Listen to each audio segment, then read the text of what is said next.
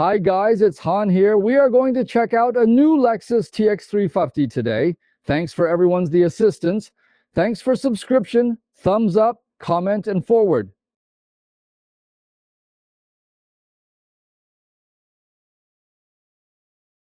The TX is a new Lexus family member positioned in the mid-size 3-row SUV. It's a sister model to the Grand Highlander, but they're not quite the same in powertrains. Grand Highlander currently has 3 powertrain options: a 2.4T gasoline engine, a 2.5-liter hybrid. There's also a 2.4 turbo hybrid. The TX has 3 powertrains planned for the US market, one for the entry-level model, which is the same as Grand Highlander, a turbocharged 2.4-liter 4-cylinder with an 8-speed automatic transmission. Second set is a 2.4T with a 6-speed automatic transmission, with the hybrid system, and 3 5-liter V6 plug-in hybrid at the end. This is the difference. The 2.4T oil engine and the 2.4T hybrid have already arrived at the dealer. You can check out them right now. The 3.5-liter V6 plug-in won't be in stores until early next year. Both TX and Grand Highlander have 2 identical powertrains, but when we put the numbers together, we can see that the TX product's powertrain parameters are still a bit more aggressive than Grand Highlander's. Compare the TX's powertrain to some of popular Japanese products on the market today. Except for the 2.4T oil engine, which is so-so, the other 2 powertrain specs are pretty impressive. The TX350 is the 2.4T model, and it's currently available in front-wheel drive and 4-wheel drive, so the other 2 powertrains are only available in 4-wheel drive. Maximum towing capacity of TX 5,000 pounds. The 3 powertrain models for the TX product lineup have basically the same exterior dimensions. 2.4T hybrid is slightly longer. I'm guessing it's the external attachments. So if we compare the exterior dimensions to Grand Highlander, we see both the wheelbase are all the same. TX is slightly longer than Grand Highlander. The rest in width, height, TX and the Grand Highlander are identical. The TX is currently the size of the Lexus family, although it's not the highest positioned or the most expensive. But it's a little bit bigger than its big brother, the LX, which we've already covered in detail in our previous video. It can be said that the TX is the largest model in the current Lexus lineup. Today we take the TX350 for example. The minimum ground clearance for 2WD is 7.91 inches and 7.87 inches for 4WD. Suspension of the TX350 is McPherson front and 5-link rear. Adaptive suspension is standard in the F Sport model. Standard rear wheel steering. Curb weight of TX350s ranges from 4,420 to 4,730 pounds. Fuel tank capacity of TX350 is 17.83 gallons. Combined fuel consumption of TX350, both 2WD and 4WD, is 23 mpg according to EPA. At this point, TX has only released the MSRP starting price for 2 products, the MSRP with shipping, almost $5,000 more than the RX product. It's almost $10,000 more than Grand Highlander and $4,000 more than Acura MDX. The one we check out today is pre-product, a 2024 TX350 premium front-wheel drive. Standard with Lexus Safety System 3.0. 2 55/55/20 wheels, and this car add cold weather package, add a tech package, convenience package, and Mark Levinson stereo.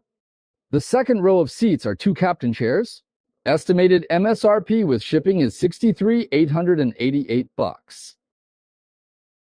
The assembly of this vehicle is from US plant. This car is a pre-product from manufacturer, and it's a darker red color. This color palette is not in the 2024 model's color. You can't choose this color, according to the official statement. This color may be added later. The first red color I remember from the big Toyota was the first generation LS400, and it was a dark red. I feel like it's a little deeper than this. If you compare this red color to the red color of the CX-90 last time, I still prefer that red color. In terms of the overall silhouette, the TX isn't too far off from the Grand Highlander, but details, they're each leaning towards their latest design direction of their own brands. Maybe you won't find the same design from Lexus products on sale in North America right now, but if you check out newest Lexus LM, you'll see that the design in common, the two of them are pretty alike in the front, and the details are more similar. The narrower light clusters encroach on a certain amount of wing area. The checkmark lights have been placed on top, integrating the daytime running and turn signals lamps. And the top edge of the lamp goes right into the grille. Inside the center grille, there's a chrome strip, not very long, modestly reaching inside the light clusters. The upper daytime running lights and the lower chrome stripes have a sense of integration, and the forehead of TX. The design is not so exaggerated compared with the RX, and it adheres to the latest Lexus family design style, the grille. Incorporated into the design of the front face, there's no clear line between the grille and the front. There isn't a very bulge bumper design at the front. It's flat from the top to bottom. Both the shape and the extent of the front lip are not exaggerated. There are fog lamps on the left and right, but no air hole. We can see there are two locks on the hood after we open it up. Better design right now. Just like the same design with Germany brands. If we look at the side shape alone, it is equivalent to covering the face and butt. It is more similar to the side shape of Grand Highlander. There's a relative separation between the forward and the passenger cabin. The design doesn't quite fit together. Relatively upright A-pillar. The rear end doesn't have a big angle, larger in rear part. The front and back are fuller, and you can see that it's an effort to maximize the interior space as far as the official publicity goes. In the second row, the third row is definitely the focal point of the car, and in line with Grand Highlander, the width of rear door. It's much wider than the front door, as you can see. So the version we've got, it's a modest, urban, three-row SUV concept with no off-road, sporty design.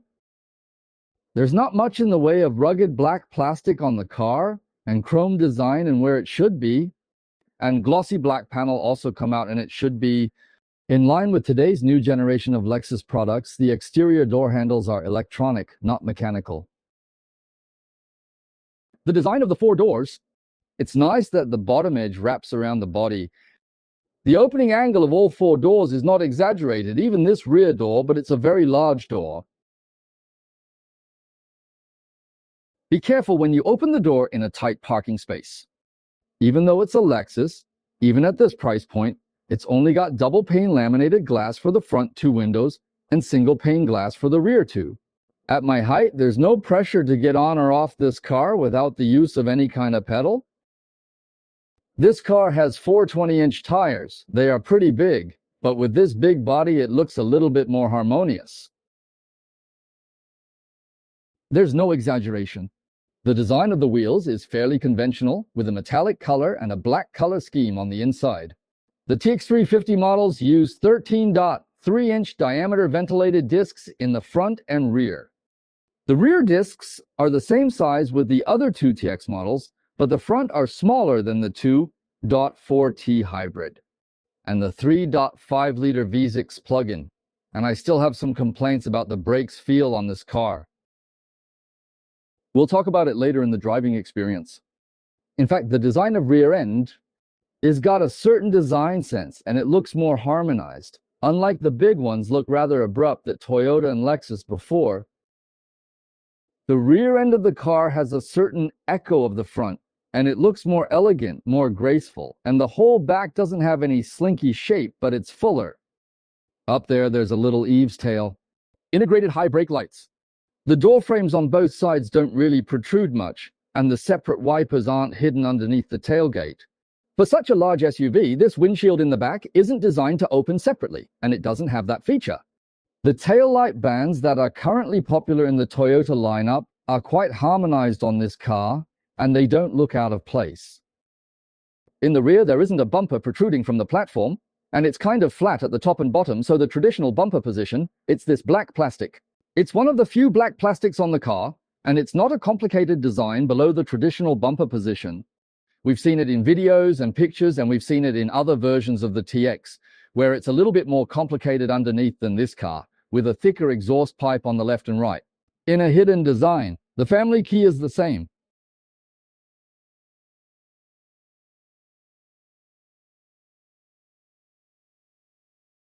The TX tailgate liner, which is also plastic, not velvet, has 2 speakers on it, and this one has a light. Left and right, 1 light strip each. The strip is very bright, and this, I think, is a little bit of an effort, and it's a nice touch. The lower edge of the trunk looks relatively high because it's got a low front and a high back, and it doesn't feel too far off from the big Honda. When the third row of seats is open up, the deep of trunk, center depth. It's got a full arms depth, almost the same with Grand Highlander. The left hook, the button that goes to the third row of seats, there's also a light underneath, 12-volt charger, a subwoofer here. Here's a hook, illuminated lamp. That leather right here is quite well. With the flap open, there's a hidden curtain underneath, which can be placed behind it to make a retractable curtain. A jack. This is a simple tool that comes with the car. This car has a spare tire. It is in the very bottom. Open up all the covers, you will see a compact-sized spare tire. Here's the space performance with the third row seats folded. Here's the second row and the third row when it's both folded.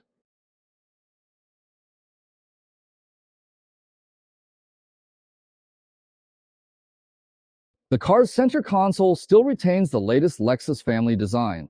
First, the center console and door panels have a one-piece shape. The center console is still quite layered, and in this position I believe that the higher trims will be embellished with a row of suede. The center screen doesn't stand out, it's got a design to it, and it tries best to integrate some of the functions and buttons into that big screen in the center. But it hasn't completely eliminated physical buttons, there's still plenty of them. All 4 windows with one-touch up-down function. There are some physical buttons on the center console to the left of the steering wheel, and seat memory is still in that position. As the latest style in the Lexus family right now, in the mid and upper trim levels, it's got a head-up display, shortcut buttons on the steering wheel, and the center instrument panel have a linked setting. The shortcut buttons on the steering wheel have 2 touch function each, and the adjustments and settings can be viewed through the head-up display, which we've seen many times before, and this time we're seeing a bit of a change in the Lexus family styling with the dashboard. Of course, we're no strangers to it, and it's one of the first to be adopted by Toyota in the form of a dashboard with 3 display areas. The dashboard display has 3 sets of memory displays. Each set of memory displays can be different display for left, center, and right, so that when you're parking, you can adjust the display, and when you're driving, 3 memory modes can be switched back and forth. I think it's more informative than the previous Lexus family, which only had a small LCD screen in the center. It's a little bit more techy, but again, it's guilty of one of the problems with Toyota's branded products, which is that the display is so cluttered that trying to show you a lot of information in one time. The steering wheel is a family style, 3-spoke, and it's not very big, and it's even smaller for the size of the car. It's got a sporty feel to it. The leather is very fine, the steering wheel is very thick, and the grip is very comfortable. In this class, it's got a power 4-way adjustable, 2 shift paddles behind the steering wheel, lamps with automatic on-off, automatic high beams. The front windshield wipers also have automatic rain sensing. The media rearview mirror is still relatively large. There's an eyeglasses case on top too. It's a square case, not too deep, so it's hard to put in glasses that are too big. The screen in the center is the latest Lexus Universal part. Includes software and hardware that are all up to date. The screen is also very abrupt, but it's more or less tilted on one side towards to the driver. When you're driving, it's not too tiring to look at. It's not like being in the back of a big Toyota. Driving modes. This car has a normal mode, sport mode, eco mode and custom mode, seat control, adjustment of driving assistance, trip computer, tire pressure monitoring. In the new generation of Lexus, iPhone CarPlay and Android phone connectivity are now wireless, and the interior 3D surround sound is now available. External 3D surround, backup camera plus panoramic view, wide-angle reversing camera plus panoramic view, front view plus panoramic view, front view plus panoramic image. The car has heated front seats, ventilated seats, heated steering wheel, air conditioning controls. Only the front defogger and the rear defogger have physical buttons. Anything else, you'll have to go to the touch screen, parking assist button, panorama view button. On this side, there are 3 small ports, 1 for data interaction, 2 for charging, and underneath there's a wireless cell phone charging pad. Lexus has made a gimmick on the TX about the cup holders, and this cup holder, as you can see, is a square 2 cup holders, and underneath there's a storage compartment. The 2 cup holders are movable, and when you push the button, the cup holders can be taken out and turned into 2 dice cups, so you can guess the dice when parking. When taken out, there's a bigger storage, and it can be cut into different sizes. you can put this cup holder in a different position. Two cup holders are made to stand out a little bit. When you're putting the cups in, sometimes they don't stay in place very well. But it's been a long time since we saw the same kind of subtle little touches on Toyota or Lexus. This time, it's more or less what it used to be. The center armrest opens left and right, and when it opens, it's very deep inside. It's fleece lined all around and in the backing, but there's no sockets around it, and there's a light inside. As soon as I got the car, I went over and over in my head the experience of this car and Grand Highlander I tried before, including its fellow brother RX for comparison. In terms of space, as you can see, it has a lot of similarities to Grand Highlander, and now that I've put the seats very down, you can see all kinds of space. Space in all dimensions is perfectly fine. The front A-pillars are more upright. The front center console has a shorter longitudinal distance, which greatly improves the interior passenger space. Sitting in the front row, when I lower the seat to the lowest level, you can see that the visibility, the seating position, it's not too far off from Grand Highlander. It doesn't have that old Gen Toyota SUV feeling that holds you up so high. You can have a relatively modest sinking in feeling right now, but not too deep.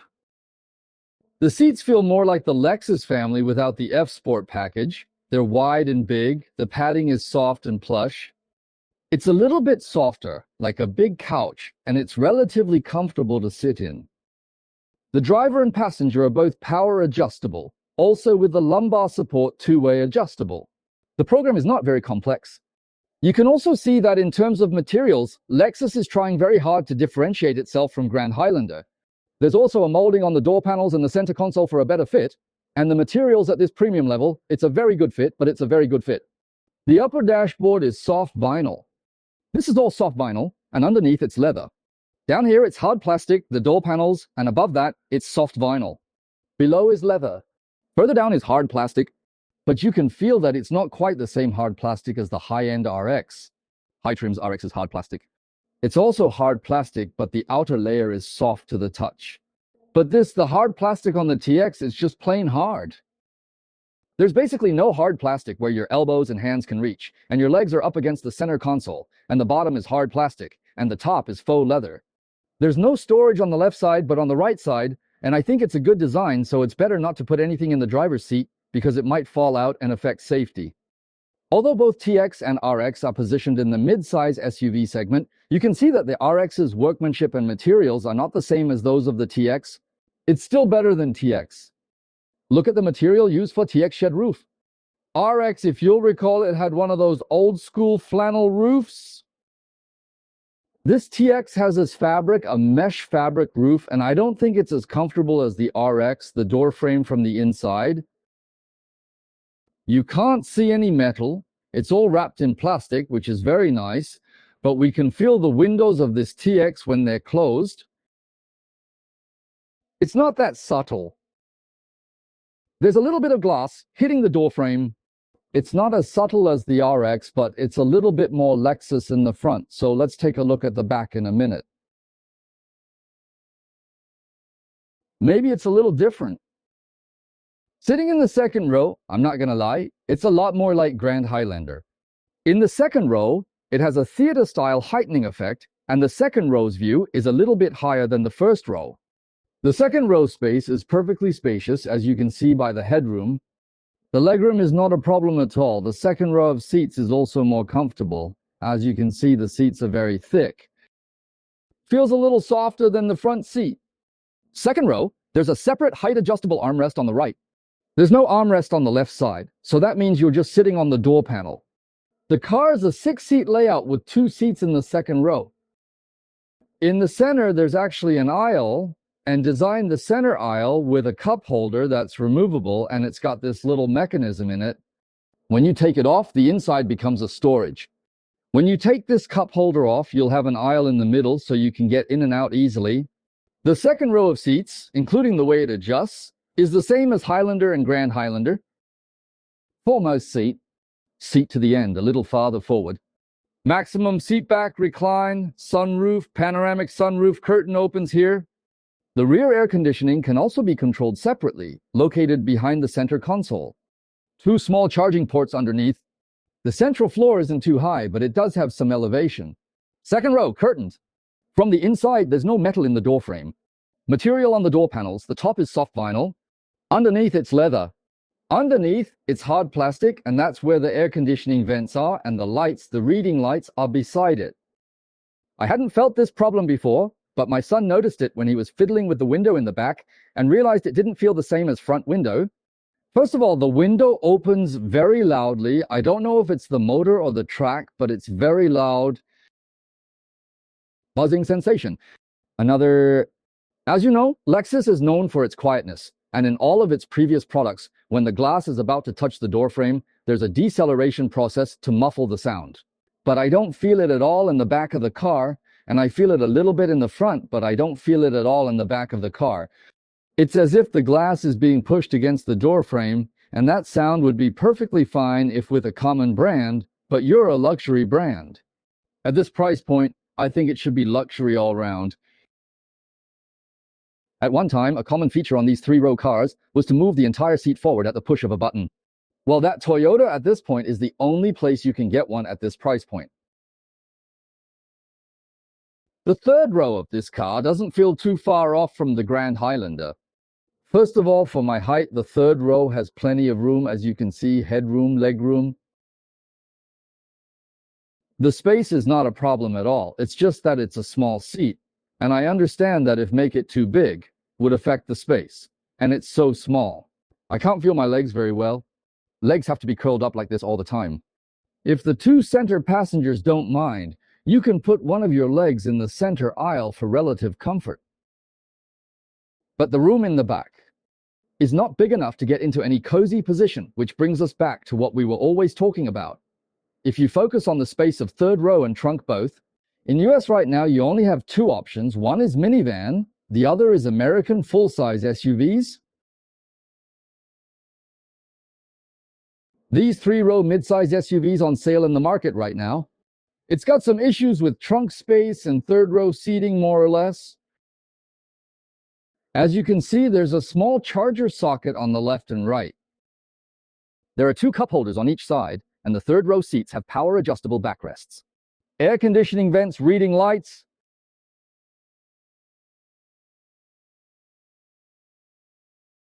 Overall, the car feels like a typical Lexus dynamic experience, and the first good thing about it is that the suspension is tuned to feel like a Lexus. Personally, I still like it. It's also more typical of Lexus. Overall, it's still pure comfort, and it's closer to the feel of the RX and Grand Highlander. It's a good thing you can make the suspension so comfortable without air suspension. Although it is not as extremely comfortable as having an air suspension, you can still feel it try its best to reduce the amount of road conditions transmitted into the car. You can feel that the bumps have been processed. The most comfortable state is at highway speeds, where the car has a comfortable amount of sway through a smooth, undulating road. The weight of this car is 45-20 pounds, which is not much different from Grand Highlander, and it doesn't feel very heavy like the feeling of the EV. It feels comfortable, but it's not a good idea for aggressive driving. Especially for high-speed cornering, the side lean control is relatively average, so must control the speed before entering the corner. The car drives very quietly, and at highway speeds, except for the occasional wind noise, it's a very quiet car. Basically, cannot hear too much noise outside. The tire noise control is relatively good. Overall, the quietness is just very Lexus. Such a quiet environment. And with Mark Levinson, it's a little more pleasant to listen to A Piece of Life, even though I'm only listening to satellite radio. The steering effort is also quite friendly and light at low speeds. It's not the Toyota family's lightness of the past. It is not too light for you to feel nothing, and the steering wheel is relatively stable at high speeds. So for this TX350, the more common concern is still its powertrain. Frankly, the 2.4 turbo engine in this car is enough to drive, but you can't say it's so great. During my lately driving, it's mainly a one-person or three-person car, never fully loaded, and it's never hauled anything heavy, so that's a given. If you make the accelerator harder, the car will also give you the boost you expect by getting the turbo in early and tuning down the gear harder. The speed accelerating performance is quite okay. I think the performance at high speed is better than at low speed. If you put your foot a little harder on the accelerator, the turbo can actively intervene. When driving at a constant speed, if you press the accelerator harder, the gearbox will downshift to increase torque. Downshifting is also eclectic. Downshifting by one gear is not enough. Just downshift too fast. Two aren't enough. Make it triple. All in all, the transmission is pretty hard to downshift, but the transmission is well tuned and you don't feel any frustrated. The tuning is pretty smooth, but in general, the secondary acceleration is very fast at highway speeds, basically within the speed limit. It speeds up quickly. There is no ambiguity at all. If you drive at the speed limit, it will not appear that the vehicle is going very fast. It will also give the illusion that the vehicle is going slower. It still feels more premium, but as small displacement turbocharged, although it will have good acceleration as long as you are willing to step on the accelerator. It can only speak of its acceleration, but whether it's smooth or not, that is another topic, as I've experienced this car. One of the worst scenarios is when you're stuck in a highway traffic and you're squirming a lot, and the car in front of you starts to get up to speed. You have to follow it quickly. If step on the accelerator shallowly, the car will feel lazy. At this moment, you have to subconsciously step on it deeply. And then the turbo kicks in. The turbo kicks in around 17 to 1800 rounds, and the engines start to be powerful. And then the front car stopped, you have to stop the car, and it's a process that goes back and forth. During this process, the vehicle goes from being weak to quickly gaining momentum to immediately relaxing. It is quite uncomfortable. You might even drive yourself unconscious. Another scene. It's the low-speed acceleration where you need to give the turbo a little bit of time. It's working fast and aggressively, but turbocharged just like that. It has to wait, and because the 2.4 engine is completely underpowered by its own self-priming to drive the car, it's totally inadequate, so this waiting process, whether it's creeping at low speeds or accelerating from a standstill, the car feels heavy at the beginning, but it's not heavy in fact, at least not so heavy in this class of gasoline vehicles, and in my experience over the last few days, in order to accelerate quickly, for instant acceleration, I have stepped on the accelerator to the bottom for a few times. Another thing is when driving at a constant speed on the highway, when you quickly release the accelerator, the sliding distance is not as long as other models. It's not typical gasoline. Another is small displacement turbocharged, is that engine doesn't have a very wide range of sound when you accelerate quickly. It's really painful to hear the screams, and if my dad heard me stepping on like that, he'd have to teach me. However, that is turbocharged. The displacement is not big enough, so you have to squeeze hard. No one has easy life. The power, you can get used to it. What made me confused is the feeling of the brake. The size of the brake discs on this car is the same as the Grand Highlander, and the weight of the car is not too far off. But the feeling of that Grand Highlander is not so strong. The brake pedal is also so firm, and there's no slack in the brake pedal. But whether it's high speed or low speed, you can feel the point where his brakes really kick in. It's deep, although at first, at the beginning, you'll feel the feedback of the brakes, and there's no fade, but it feels like the first 1/3 to half of the stroke, and it's like the first 1/3 to half of the stroke. You're basically not going to do much by stepping on it. In this car, I drove since it had couples 100 miles. I've checked out the brake pads and ruled out wear and tear, especially when I first got in it. Gave me a shock when I hit the brakes, and I pulled the car over and gave it a couple of good pushes. I continued to drive the car after I ruled it out, and then I found that if I applied the brakes halfway through the trip, the brakes are also more sensitive, more effective, and I just realized that it's probably just its tuning, and I'm here in an empty car with 1 or 3 people, and if it's full, I'm not sure if it's worse, if it's a problem with pre-product, if it's better with a market car. I'll get you another car as soon as I can, and give it a try. Let's see if they are same feeling. I'll report back. But if it feels the same way, then it's a deliberate Toyota tune. But I'm not really sure what the purpose of the tune is. Why do you have to put the brake squeeze point in the middle of the stroke? Or is it only when you get to the TX500 for a bigger front disc? It'll work better. The fuel consumption of the vehicle I drove in the past 2 days is about 20 mpg. Because I am experiencing it, I drove it more harshly, so it cannot be used as an example. Just for your information, dynamically speaking. This car, the suspension, the quietness, the steering, it's in a class of its own at this price point, so I'll give it a pass on the power thing. Depends on how you look at it. If people have high power requirements, if people are on a budget, if you just want a TX, advise you to check out the TX500. Well, if you're just looking for a get-along grocery car, this one's good enough. In summary, here's the video of this new Lexus TX350 review as a whole. This car definitely has its advantages in terms of interior space, and it's the family's most spacious car. Excellent space in both front and second rows.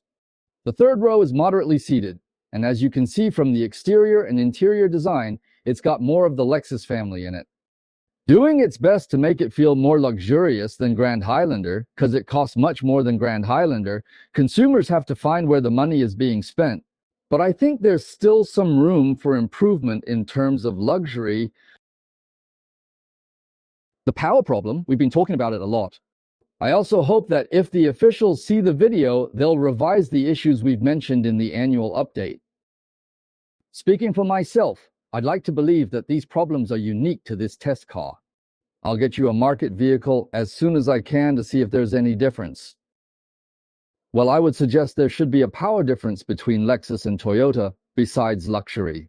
For example, Grand Highlander's entry-level model, if it's a 2.4 turbo gasoline engine, then I'd suggest that TX's entry model be the 2.4 turbo hybrid and pull the price of the 2.4 turbo hybrid down a little bit. In this way, the differences can be reflected all in the interior appearance and power, reflecting the luxury that Lexus should have. TX, due to its larger space in its class and the Lexus brand in the US market, I believe it will be popular.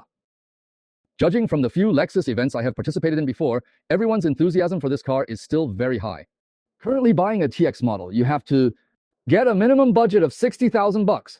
So, with a budget of $60,000 or so, frankly, there are a lot of choices in the marketplace. What would you like to buy in that budget? Also, that words, buy whatever you like. Don't control, don't be shy. Above video, thank you all.